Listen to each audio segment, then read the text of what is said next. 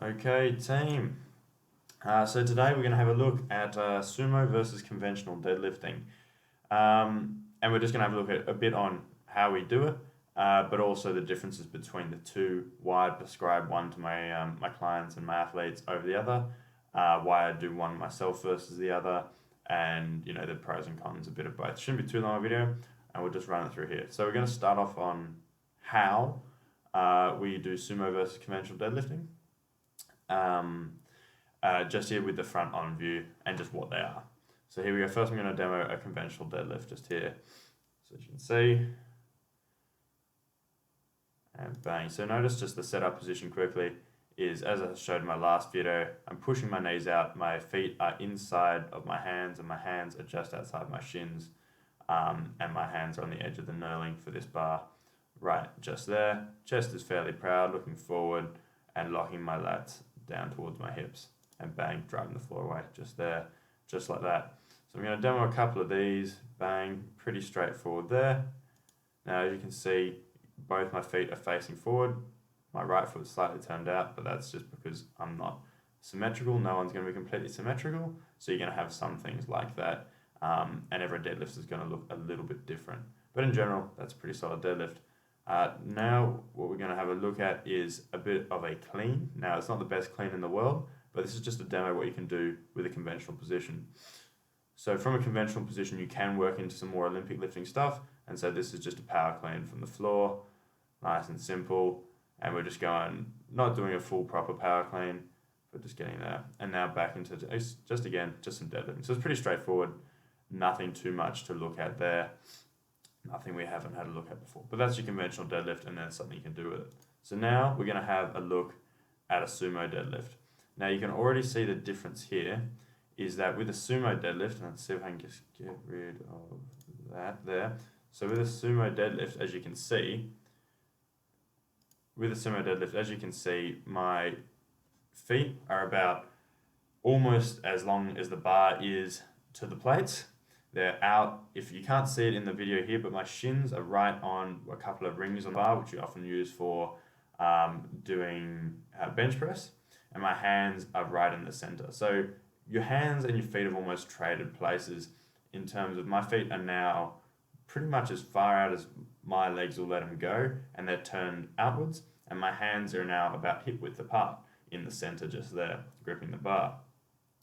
So in this is probably more of a half sumo deadlift because I don't have the mobility or the skill to do a full sumo deadlift, which would be even further out. But also because I'm a relatively tall guy, it means that I wouldn't be able to go much further out with my feet before I would be hitting, dropping the weight on my foot anyway.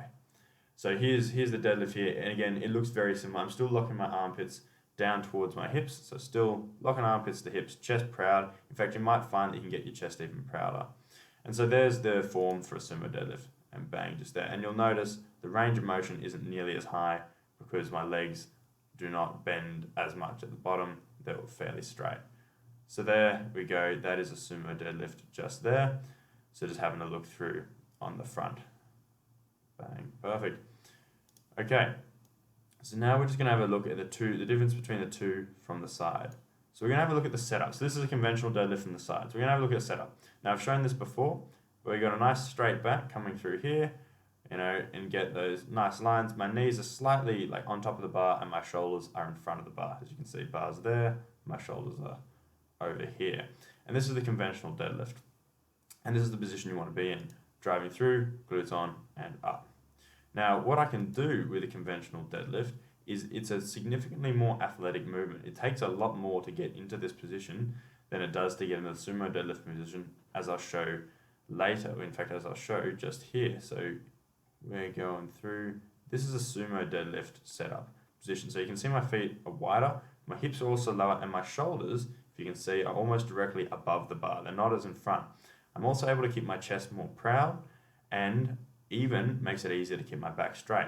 This is because it doesn't put so much strain through your posterior chain. It doesn't require quite as much flexibility through there. It does require a lot of flexibility through your adductors, which is your groin kind of area. And so it's often a lot easier to get into this position.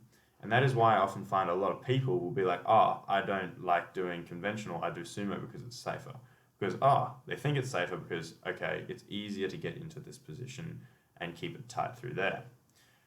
I am not of this opinion. Quite frankly, I think they're both equally safe. Like, I don't think you should be sumo deadlifting if you can't conventional deadlift. Is just because they both should be done with proper form. Sumo is not a regression of conventional deadlift; it's a different aspect, and it puts your bodies in different under different stresses, but still quite significant stresses. For example, your groin and your adductors through here. If you have a look right through here, like I'm very extended out here. Like that's a big stretch through my adductors there, and that can also be put under a lot of strain as you snap up driving the bar up. Now, one thing you can't tell so much in this sumo deadlift here is my shins are quite vertical, more so than they would be in the conventional deadlift. So that's just one other thing to note. Now, onto the reason why I would prescribe and why I do prescribe all my clients and all my athletes and myself conventional deadlifts over sumo deadlifts is more than anything is their versatility. Like I demonstrated earlier, what you can do with that conventional position from here, right? What you can do with that conventional position is much, much more versatile. Not only can I do, say, powerlifting, and I can also do things like weightlifting. So I can do, cleans, I can do snatches, can do all that good stuff. And it gets me in a position where I can go from that. You can't do cleans or anything weightlifting regarded, so Olympic weightlifting, from a sumo deadlift. The only reason to do a sumo deadlift is if you're a powerlifter. Because not only is it not able to do weightlifting with, Olympic weightlifting, it's not as athletic a movement. It is not as applicable to any sport where you have to jump, any sport where you have to run or anything like that. It doesn't hit as correct the muscles as a standard conventional deadlift would hit through, there we go, I was playing it backwards, through here. So that standard conventional deadlift is a much better movement to simulate more sport environments than the sumo deadlift is. And so and even everyday environments, if you've got this, that is a preferential place to be strong in than the sumo deadlift. The only reason I would prescribe a sumo deadlift is if you have someone, if we come here again, so someone like me, I would never prescribe a sumo deadlift for.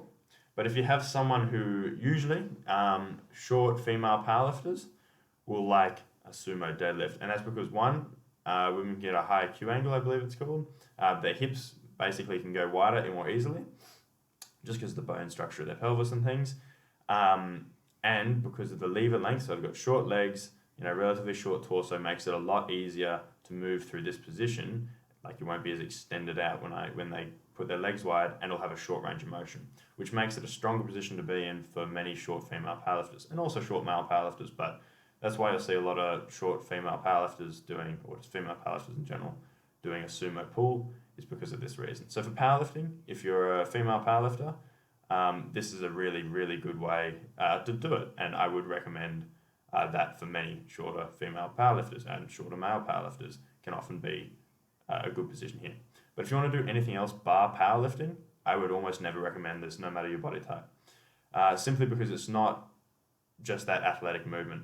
If you find it hard to get into the correct position for the deadlift, so if you find it hard to get into that position for your conventional deadlift, what I would recommend is, again, having a look at my last video on how to progress to that position for a deadlift, but also work on your RDLs. And if you tend to be a taller, man or woman, that usually someone my height will be okay, but someone my height or a bit higher, especially if you're not doing something like ollie lifting or powerlifting or any weightlifting, but were for a sport, what you might do instead of doing this kind of lift would either be a trap bar deadlift, which is I don't have at the gym, so I can't demonstrate, but that is a very good athletic movement, and that takes a lot less strain on your back, or doing a block pull, so having this a little bit higher off the floor so you don't have to get quite so deep into this position, and it won't put quite as much strain through those stabilizing muscles through your back there.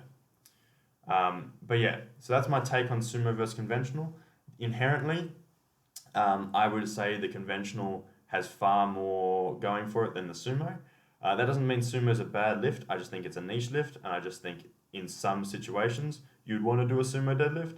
But don't do it simply because it's easier or you think it's safer, because that's not the case. A deadlift is a safe position. You just have to be able to get in that position first. So check out my last video, and yeah, see how you go with it, and give them both a shot. See if you can figure out what I'm talking about. But yeah, unless you're doing powerlifting, 100% would go for the conventional, and only certain body types go for sumo and powerlifting as well. Anyway, team, I hope you have an excellent day, and I will see you all in the next one. Bye bye.